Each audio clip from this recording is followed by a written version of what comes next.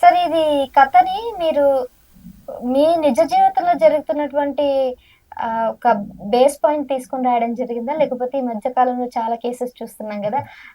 దాని వల్ల ఐడియా వచ్చిందసలు? యాక్చువల్‌గా ఇది కాంబినేషన్ ఆఫ్ స్టోరీస్ అండి. ఆ!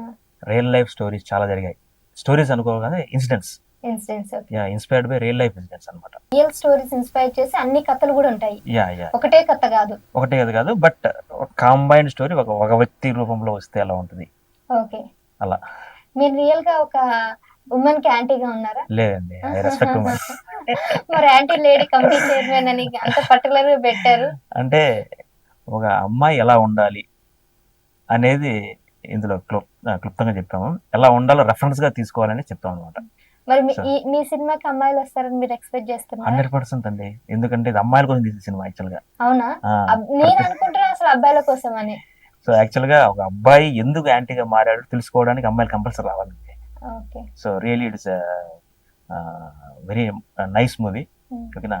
సో ప్రతి ఒక్క అమ్మాయి వచ్చి చూసిన తర్వాత కంపల్సరీ ఎందుకు మేము వచ్చాము, ఎందుకు ఇలా పెట్టారో తెలుసుకోగలుగుతారు. హ్మ్. So they will definitely enjoy this. So